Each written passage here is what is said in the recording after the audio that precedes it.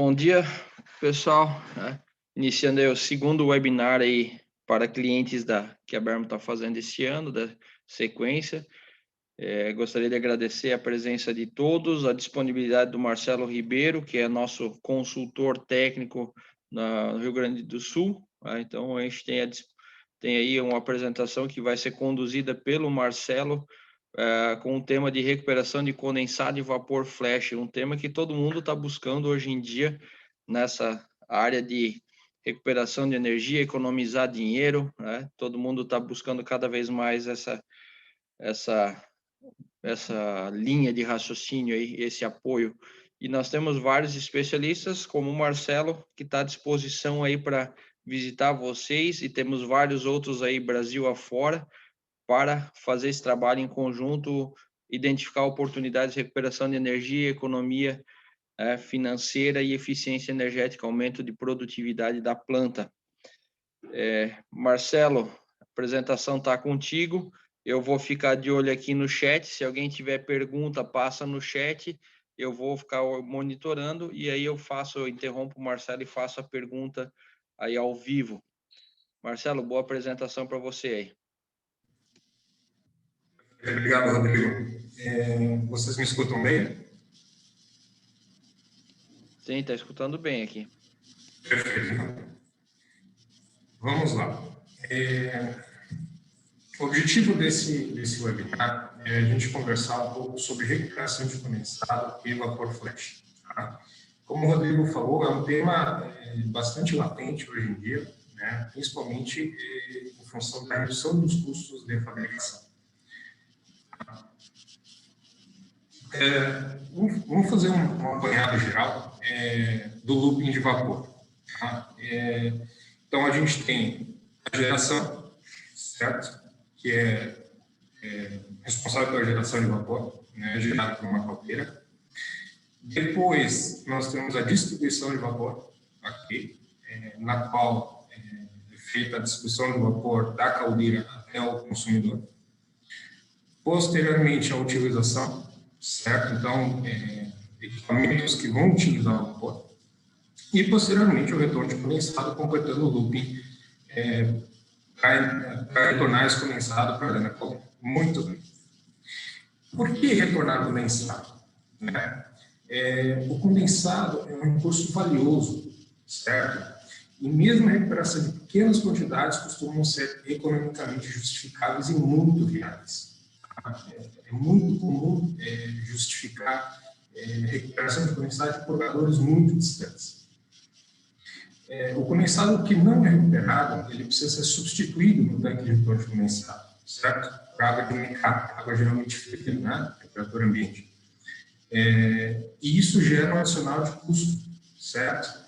Tanto de energia quanto de produto químico e também tratamento de efluentes, certo? Porque essa água que não é retornada provavelmente cai na ETE, certo? Vamos seguir. Então, o retorno de condensado, ele gera uma maximização na produção de vapor, certo? Quanto mais quente esse condensado entra na caldeira, mais rápido ocorre a sua mudança de fase para vapor, certo? Menos energia eu preciso agregar para que ele se torne vapor. Ao mesmo tempo, quanto maior a taxa de retorno de condensado, menor a tendência ou intervalo necessário para o acionamento das válvulas de descarga de fluxo, certo? Porque a partir do momento que eu entro com um condensado num maior volume já tratado, eu posso, praticamente, reduzir a quantidade de descarga. O mesmo vale para produtos químicos. Se eu retorno um condensado já tratado, ou melhor, quanto maior a taxa de retorno de condensado, menor a minha tendência de uso de produtos químicos, porque eu já estou retornando com uma água tratada. De maneira rápida... Marcelo, só um pouquinho, Marcelo. O teu áudio está com bastante eco agora aí. Tá? Consegue ver ali do lado onde tem o botão de mute ali para silenciar o microfone, seleciona o outro microfone para ver se vai melhorar. Melhorou agora? Melhorou. Tá bom, Tá. pessoal? Alexandre Fonseca, que até comentou do eco. Tá bom? Tá melhor agora o áudio? Tá melhor aqui. Pode seguir. Perfeito. Então, assim, só para a gente fazer um overview rápido sobre isso, se a gente considerar a energia do condensado, né, comparada com a do vapor, quando a gente considera a pressão de 1 bar, a energia do condensado ele representa 18% da energia total do vapor, certo? Quando a gente extrapola isso para 14 bar, a gente vê que isso chega a quase 30%. Tá? Então, é realmente viável a recuperação de condensado líquido. Muito bem. Muitos de vocês já devem ter visto nas suas indústrias, nos seus clientes, nos seus até mesmo quando você está andando na estrada e enxerga uma empresa com uma chaminé, né? Principalmente de saindo vapor, né? Não fumaça da caldeira, mas sim vapor. Isso é muito comum nas indústrias, né? E está aí um grande potencial de recuperação de energia. Esses vazamentos, eles podem ser causados por uma infinidade de problemas, tá? Aqui vocês podem ter uma noção de um problema muitas vezes clássico na indústria, que é o travamento de purgadores, principalmente na posição aberta. Aqui vocês podem ver um purgador na imagem da esquerda, que ficou com a boia levantada, em função de uma sujeira, de um pedaço de tubulação, que acabou ficando preso na sede do purgador, travando o purgador aberto. Tá? Agora vocês verifiquem o tamanho do orifício responsável pelo qual o condensado e propriamente o vapor vai escapar, certo?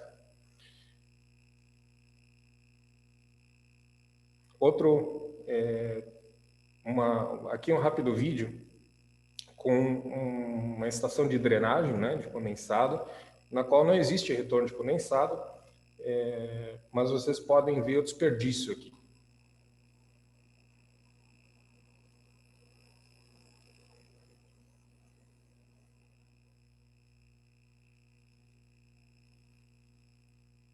Ok, de novo.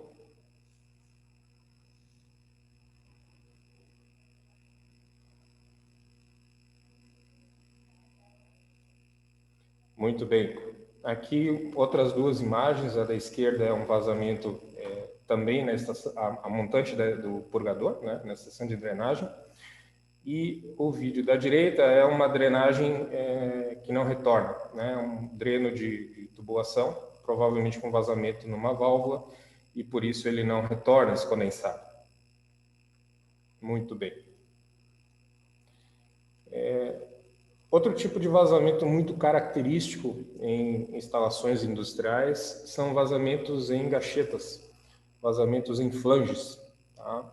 Então, existe um payback muito bom com relação à manutenção. Né?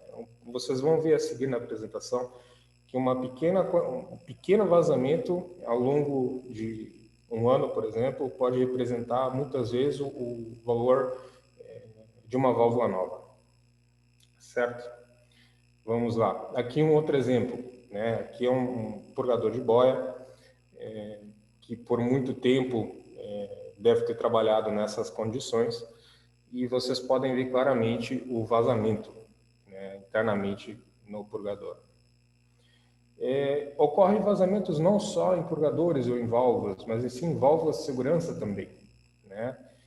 Muitas vezes essas válvulas elas ficam em locais pouco acessíveis e talvez seja pouco visualizável, né, esses vazamentos. Aqui é um exemplo de uma válvula de segurança com vazamento, né? Então a imagem mais à esquerda é o vazamento para o lado externo do prédio e as duas imagens mais da direita, central e da direita, é uma imagem termográfica indicando o vazamento. Okay? E aqui, né, ainda não está vazando, né? Essa junta de expansão ainda não está vazando, mas vazou. Tá? Eu não tive a oportunidade de tirar a foto posterior, porque o pessoal rapidamente fez a substituição, mas também é um ponto extremamente crítico para vazamentos. Né? Aqui é uma outra imagem de vazamento. E aqui vocês têm um contraste muito interessante entre um sistema não funcionando corretamente, que é a imagem da esquerda, na qual o purgador termodinâmico apresenta vazamento, e a imagem da direita de um purgador tipo boia, né, com funcionamento correto. Né? Vocês podem notar que as temperaturas ajusantes do purgador, num funcionamento correto, sempre tem uma diferença grande comparada à temperatura montante. Lógico, isso depende de uma série de fatores, contrapressão na linha, etc., mas é um bom indicativo caso a linha de retorno esteja pressurizada ou com alta temperatura, certo? Índice de vazamento, né? Um outro vazamento bem comum e que talvez as pessoas ou as empresas não deem muito valor são os vazamentos nas bombas, principalmente nas bombas de recalque de condensado para dentro da caldeira. Tá? Geralmente são bombas que trabalham 24 horas por dia e que a manutenção é muito crítica, né? Então, muitas vezes ocorrem vazamentos que perduram muito tempo e isso gera um custo adicional muito grande, vocês vão ver posteriormente. Aqui é um exemplo só. Vocês vejam a quantidade de condensado que é desperdiçada, que é água tratada e produto químico. E energia, logicamente, né? Combustível da caldeira. Vamos lá. A partir de agora, um pouco mais teórico a apresentação. Essa apresentação, posteriormente, ela vai ficar disponível também. Mas se vocês quiserem acompanhar fazendo os cálculos na mão, vocês vão ver que é muito interessante o conceito do custo energético da indústria. Tá? Então, vamos lá. Aqui é um exemplo, tá? Considerando uma água de make-up, ou seja, uma água de retorno para o tanque, água fria, né, de reposição, a 20 graus, levando em conta que o tanque, o condensado dentro do tanque está a 90 graus. Tá? Então, o exemplo, ele visa mostrar a quantidade de energia necessária para aquecer essa água que está entrando, né, essa água de reposição, de 20 até 90 graus. Tá? Fazendo o cálculo QMCP-ΔT, a gente pode ver que para elevar a temperatura de 20 graus para 90 graus de 1 kg de condensado, são necessários 293 kJ de energia. Ok? Muito bem, guardem esse valor. Vamos lá. Fazendo um cálculo bem simplificado, considerando temperatura de retorno, os mesmos 90 graus, né, na temperatura do condensado, uma planta que opera 6.000 horas anuais, tá? É um número baixo, existem plantas que operam mais de 8.000 horas anuais, então 24 horas por dia, 21 dias úteis em média por mês e 12 meses. Né? Considerando uma eficiência da caldeira de 90%, lógico, sendo conservador, né? Dependendo da caldeira, ano da caldeira e tipo de combustível que ela queima, logicamente que essa eficiência é muito menor, certo?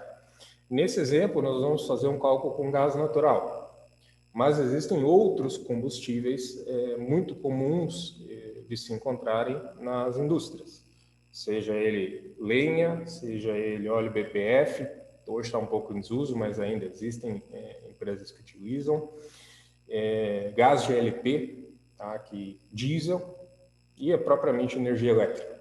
Né? Existem caldeiras de energia elétrica com resistência, certo? Mas vamos focar no gás natural. Considerando um custo desse gás natural, tá, a 1,90 por metro cúbico, certo?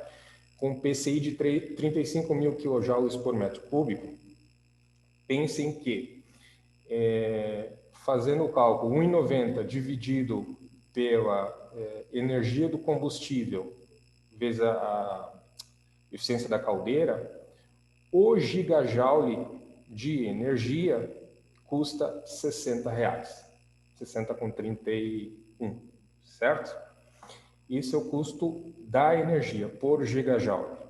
Muito bem, vocês podem repetir isso para o combustível que vocês utilizam na indústria ou em caminho e meio para a Berma, a gente pode auxiliar vocês nisso também.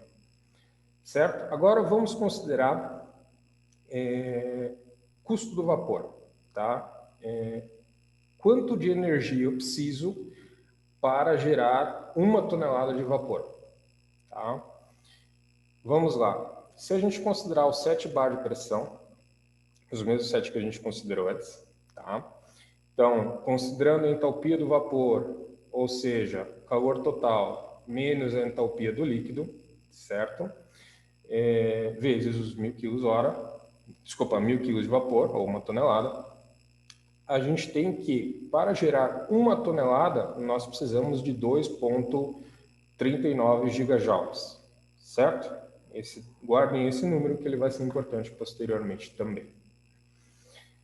Ou seja, fazendo o cálculo 2,39 gigajoules por tonelada de vapor, vezes os R$60,13 que nós calculamos anteriormente, que é o custo por gigajoule, a gente tem que a tonelada de vapor produzida com gás natural, né, considerando essa eficiência de 0,9%, desculpa, de 90%, de R$ 143,89.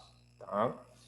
Lembrando que esses números são conservadores. Hoje em dia, eu já vi cliente pagando mais de R$ 2,30 o metro cúbico do gás, certo? Então, esse custo é maior, mas, para exemplo, é um bom valor, ok? Agora, vamos fazer um cálculo. Imagine uma indústria, tá? Que gera X toneladas de vapor e precisa repor 500 quilos de água por hora no processo, certo? No tanque de retorno de condensado. E essa água que entra, ela está a 20 graus. Então, vamos fazer o cálculo. 500 kWh, ele está repondo, vezes a energia necessária para aquecer essa água de 20 para 90, certo? Vezes 6.000 horas ano de operação, ok? Isso representa 880 praticamente gigajoules por ano de energia. Considerando os R$60,31 por gigajoule, a gente tem um desperdício ou um incremento de custos, tá?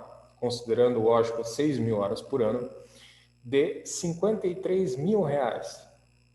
Esse é o gasto ou o desperdício de dinheiro apenas para aquecer esses 500 quilos de água fria que são repostos no tanque de retorno de condensado. Vejam que esse valor é muito variável, né?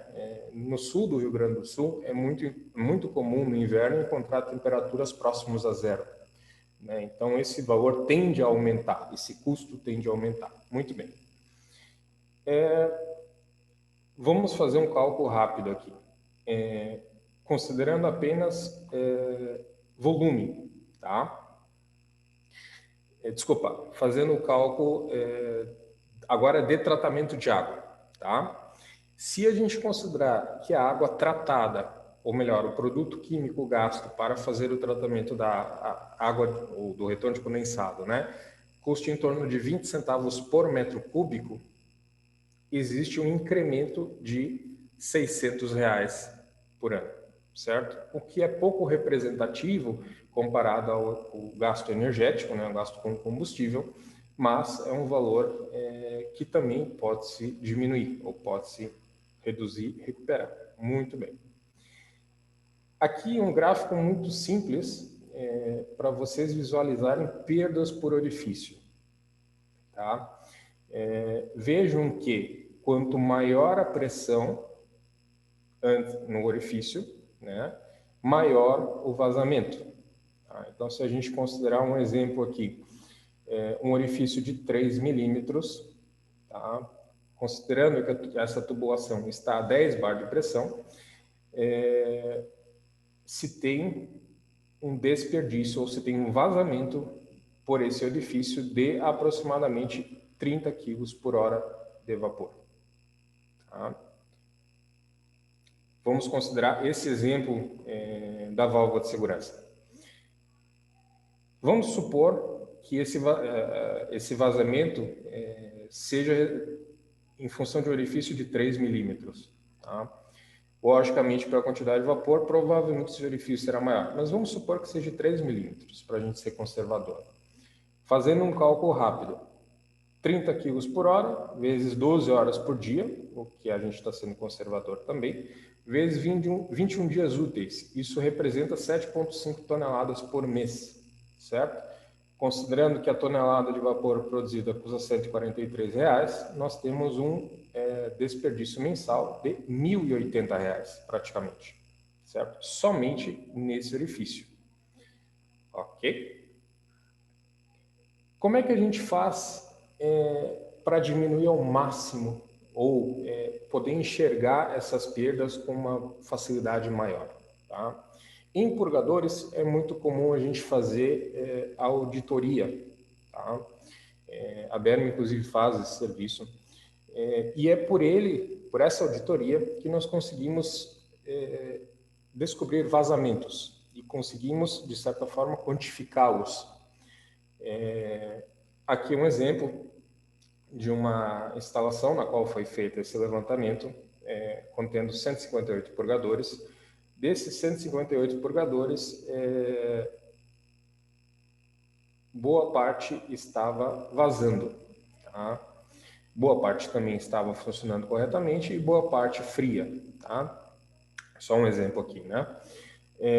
Nesse levantamento foi acusado um vazamento de 228 kg por hora de vapor. Agora faça uma conta.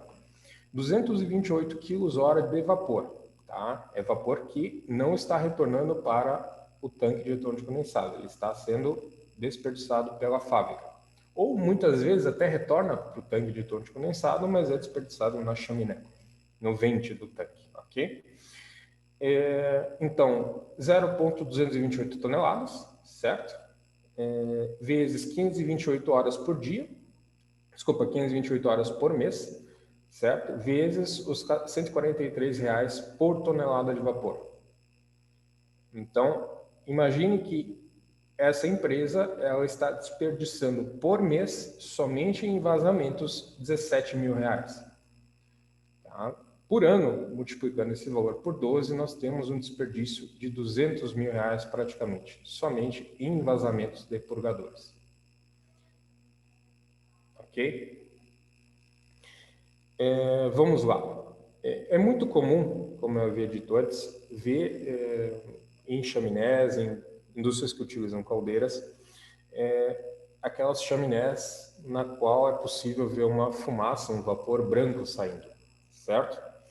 Esse vapor, querendo ou não, é dinheiro sendo desperdiçado ou possível de ser reaproveitado. Tá? Lógico, existem indústrias em que isso não é possível em função de questões operacionais, mas na grande maioria das empresas é possível sim recuperar essa energia.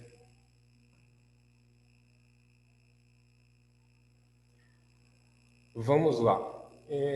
O que é vapor flash? Tá? Vapor flash, ele nada mais é do que o vapor gerado em função da descompressão do condensado. Tá? O condensado ele é drenado de purgadores, ou melhor, é drenado por purgadores ou válvulas de controle ou outro tipo de válvula, certo?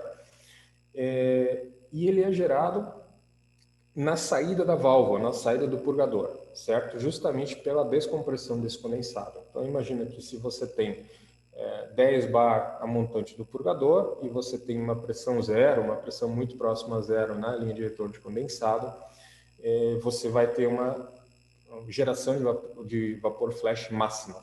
Tá? Então, o vapor flash é a reevaporação do condensado após a queda de pressão, certo? Então, uma maneira simples de calcular o percentual de vapor flash gerado todos esses dados são tabelados, então você pode pegar a tabela de vapor saturado, de condensado saturado, e fazer os cálculos na sua indústria, certo? Ou para o seu processo. Muito bem. Então, o cálculo é muito simples. Nós utilizamos calor sensível ou entalpia do líquido, certo? A pressão 1, ou seja, a pressão montante do purgador ou da válvula, menos o calor sensível ou entalpia do líquido após o purgador, certo? Ou a válvula, se for drenagem condensado, logicamente, né? Dividido pelo calor latente ou entalpia do vapor na pressão menor, ou na pressão ajusante desse purgador dessa válvula, vezes o 100%. Simples assim. Tá? Vamos fazer um exemplo prático. Tá? Considerando que a pressão montante do purgador, ou a pressão P1, é 7 bar. Tá? O calor sensível, ou entalpia do líquido a 7 bar, corresponde a 721 kJ por quilograma. Isso é tudo tabelado, ok? E a pressão P2, vamos supor que seja zero. Vamos supor que a linha de retorno de condensado está a uma pressão zero. Muito bem. Nessa pressão zero, o condensado possui um calor sensível, ou entalpia do líquido, de 409 kJ por quilo. E também um calor latente de 2.257 kJ por quilo. Então, fazendo o cálculo de maneira bem rápida, 721 kJ menos os 409 kJ dividido por 2.257, certo? Isso representa 13,38% de vapor flash. Isso quer dizer que 13,38% da massa de água, na massa de condensado, reevaporou, nesse exemplo específico. Quanto maior a diferença entre pressões, maior o percentual de geração de vapor flash.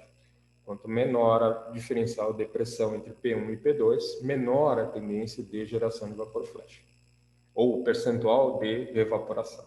Okay? Então, aqui um exemplo muito prático, uma indústria, um processo industrial, no qual se tem a utilização de vapor. Certo? Então, supondo aqui que o vapor ele entra nesse tacho, ou nesse tanque serpentinado, a 7 bar, nós temos esses mesmos 7 bar de pressão a montante do purgador, certo? E após o purgador, nós temos uma pressão menor, que é a pressão praticamente idêntica à linha de retorno de condensado. Considerando que ela é a 0 graus, a 0 bar, nós temos justamente essa diferença que foi calculada anteriormente, 302 kJ, que se dividido pelo calor total, o calor latente do vapor, a pressão de zero, nós temos o percentual de flash.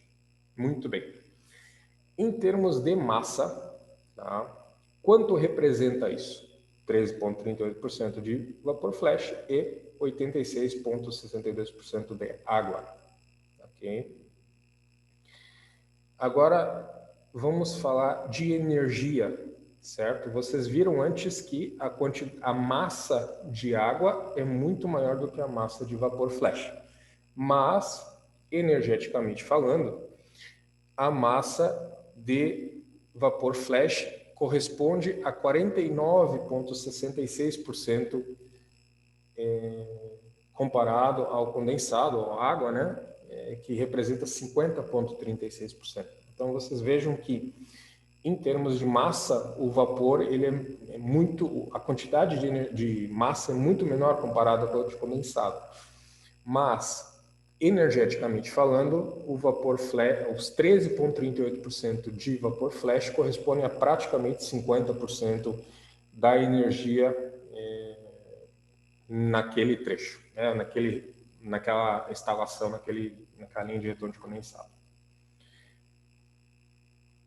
Agora, em termos de volume, certo?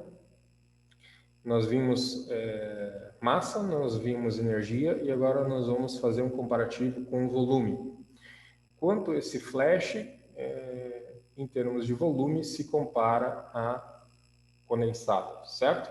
Então, considerando os mesmos dados de processo, a gente verifica que o volume que esses 13,38% de massa de vapor flash ocupam dentro da tubulação é de 99,56%, certo? Em função do volume específico desse vapor.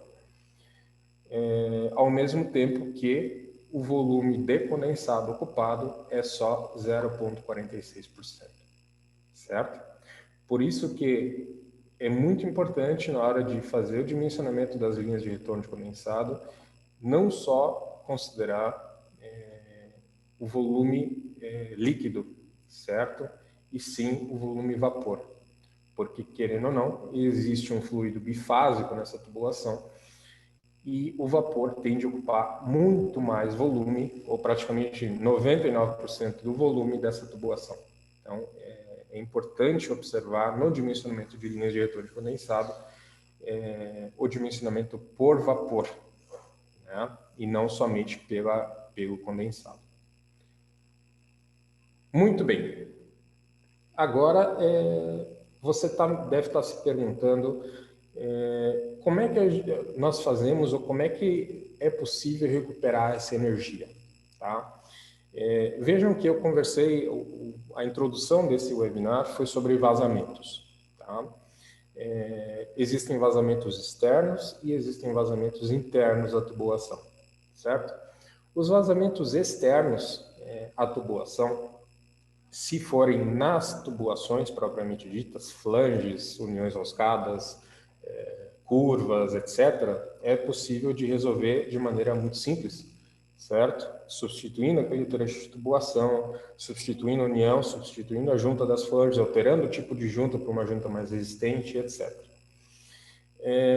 Quando o vazamento é para dentro da tubulação, certo? Que é o caso de purgadores, descontrole em automação de algum processo,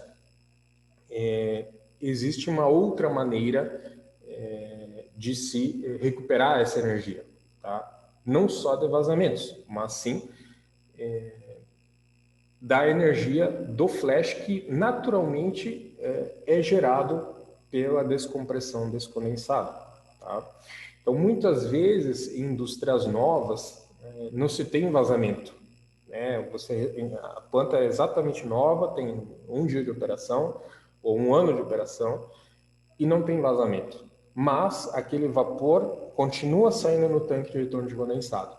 Tá? Isso é em função do vapor flash, em função da descompressão do condensado ao longo da tubulação. Muito bem. Agora, como é que é possível recuperar essa energia? O que se pode fazer para diminuir gastos? Tá?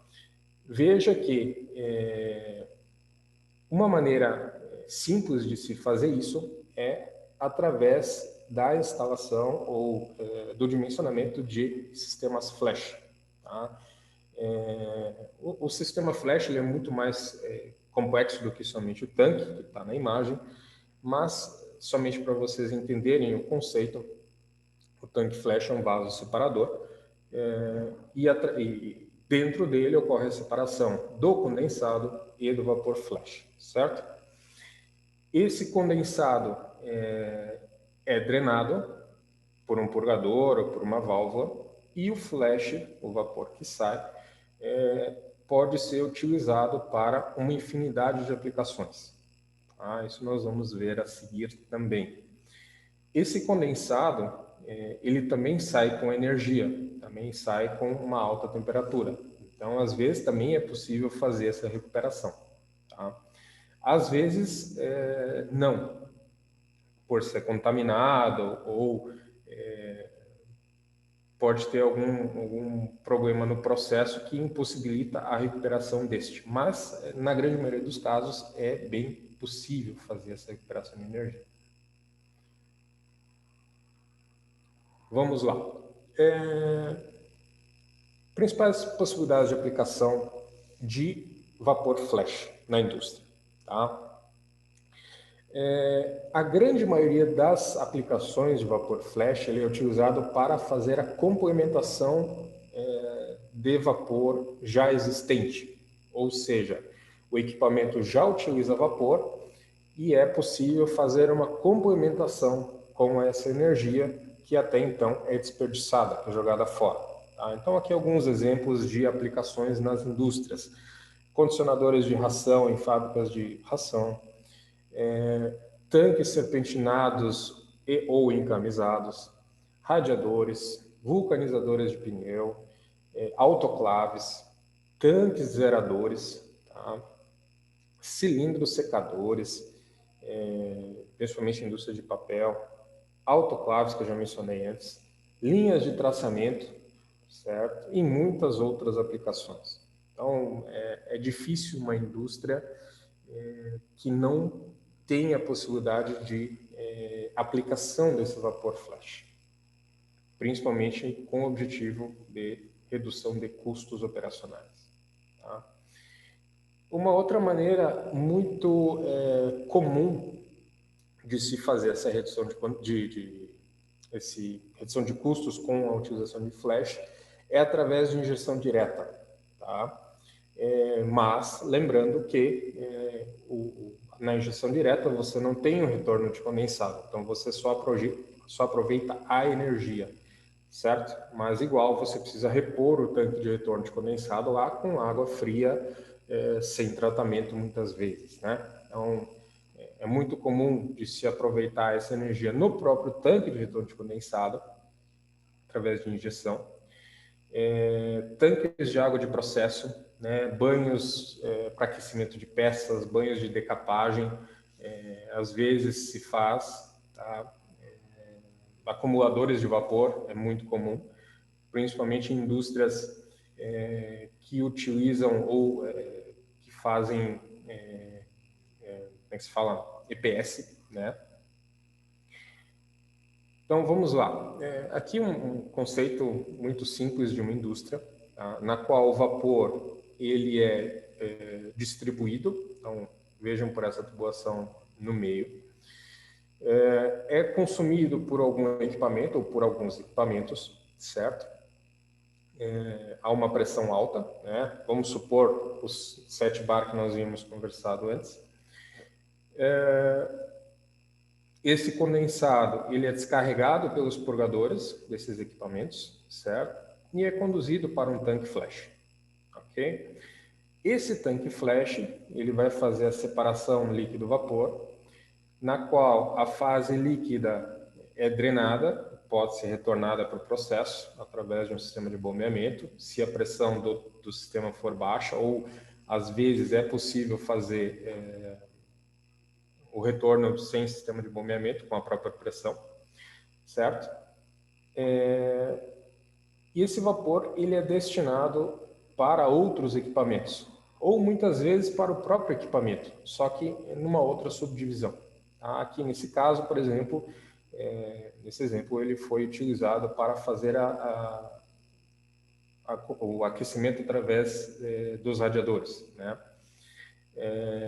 Só que a quantidade de vapor flash ou a pressão do vapor flash, ela precisa ser controlada, certo?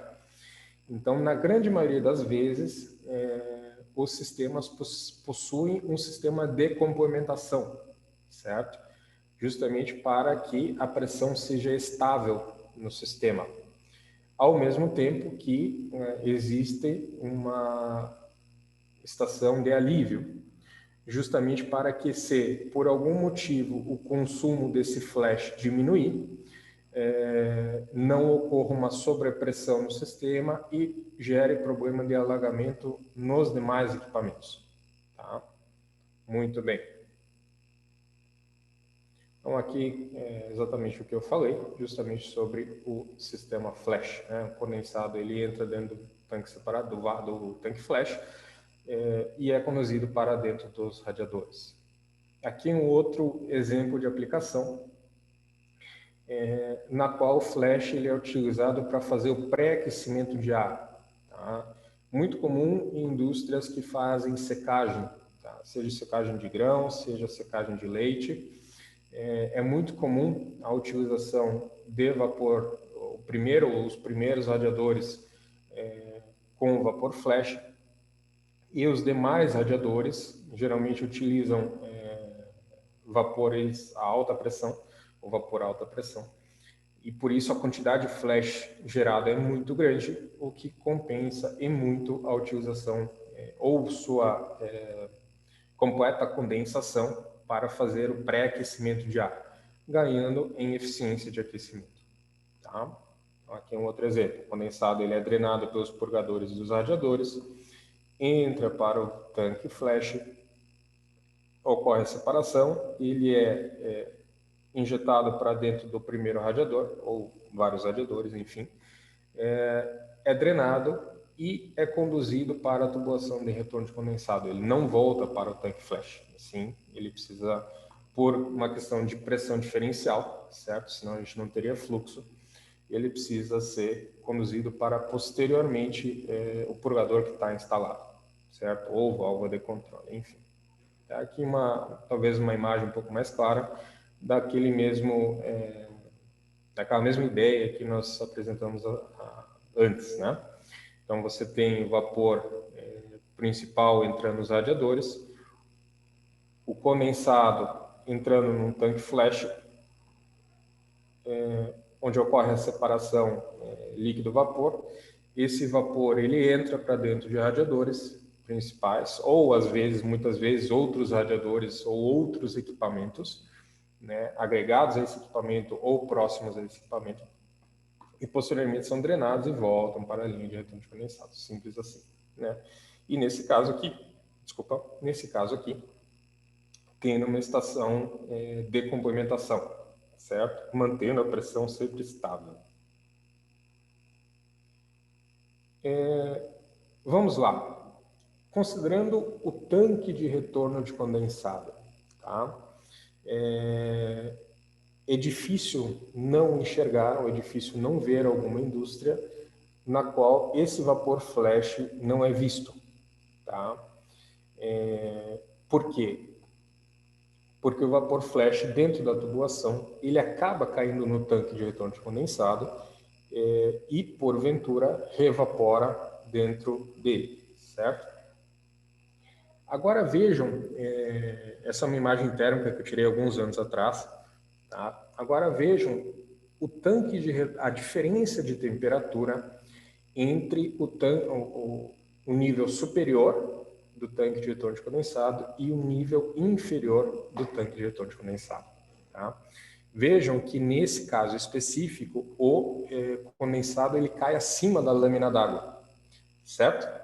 Fazendo com que a revaporação desse vapor ocorra acima da lâmina d'água, o que não gera uma homogeneidade de temperatura dentro do tanque.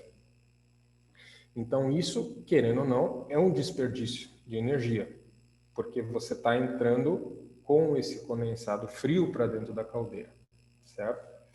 É muito comum o fornecimento de injetores de vapor, como nós vimos anteriormente, nos tanques de retorno de condensado, justamente para que esse vapor flash que está dentro da tubulação se homogeneize dentro desses tanques e mantenha a temperatura sempre o mais alta possível para que você tenha um menor consumo energético de combustível para a caldeira, ok?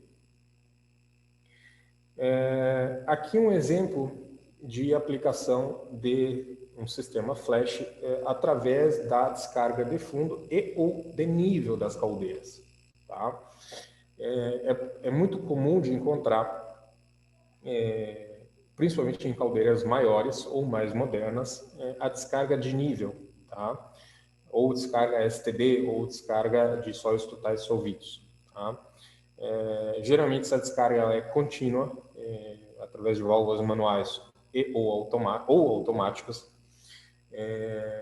e essa energia ela pode ser reaproveitada, essa energia mais o condensado, né? Mais o vapor que posteriormente é condensado, para manter o aquecimento do tanque de retorno de condensado ou propriamente o desgerador térmico, tá? No qual algumas indústrias o possuem. Vocês vejam aqui que o condensado dessa descarga ele não é aproveitado, certo? Justamente porque tem sais ou sólidos totais solvidos, sílica, magnésio, carbonato de cálcio, ferro, etc., que você eliminou da caldeira. Você não quer que ele retorne para a caldeira. Mas, por ele ainda possuir energia, é possível fazer a recuperação térmica desse condensado e conduzi-o até a ETE, até a estação de tratamento de efluentes, com uma temperatura menor, certo? Ou próximo ao ambiente, justamente para que não haja morte de bactérias, etc. Então, é possível fazer esse processo, né? Esse sistema de recuperação de energia também, comum, principalmente. Como eu comentei antes, a injeção direta também é possível, né? Muitas vezes, por ser um equipamento único, distante, ou muitas vezes, num primeiro momento, não existe verba disponível para fazer a tubulação de retorno de condensado e o equipamento precisa rodar, se faz necessário a injeção direta, tá? Então, é comum a utilização de vapor, ou propriamente vapor flash, fazendo injeção direta e aquecimento de tanques através do uso de injetores de vapor, tá? Justamente para que não ocorram golpes de arete em função de implosão de bolhas dentro do tanque e desperdício de energia, tá? Aqui um exemplo, ou vocês vão ver ao longo dos próximos slides, alguns exemplos de instalação de sistemas flash, tá? Então, aqui é um exemplo de um tanque flash. Esse tanque azul à direita é um tanque no qual ele recebe condensado. Esse condensado é drenado por esse purgador instalado aqui embaixo, certo? Esse condensado retorna para o processo, ou melhor, para o tanque de retorno de condensado, e o vapor flash ele sai por cima e é conduzido para o equipamento. Ok? Aqui pode-se ver mais claramente. E aqui em cima também a complementação, essa imagem mais acima. Mais à esquerda, mas a estação de complementação está um pouco mais acima. Certo? Vamos lá, seguindo. Aqui é um outro exemplo de sistema de recuperação de energia, no qual se fez... o processo era pré-aquecer água, né? Então se utilizou um sistema de troca térmica através de trocador de calor a placas para fazer a condensação de vapor e posteriormente ainda roubar a energia do condensado quente. Tá? Aqui um outro exemplo de instalação de sistema flash, certo? Vocês vejam que esse sistema já vem completo com tanque flash, purgador, estação de drenagem, mais a estação de complementação e alívio. Certo? Aqui é um outro exemplo. Esse é um projeto que foi realizado no passado, no qual a instalação ela possuía radiadores para fazer aquecimento e esses radiadores trabalhavam a alta pressão. Tá? E esses radiadores, esse condensado desses radiadores, ele retornava diretamente da caldeira, ou retornava diretamente para o tanque de retorno de condensado, né, para casa de caldeiras.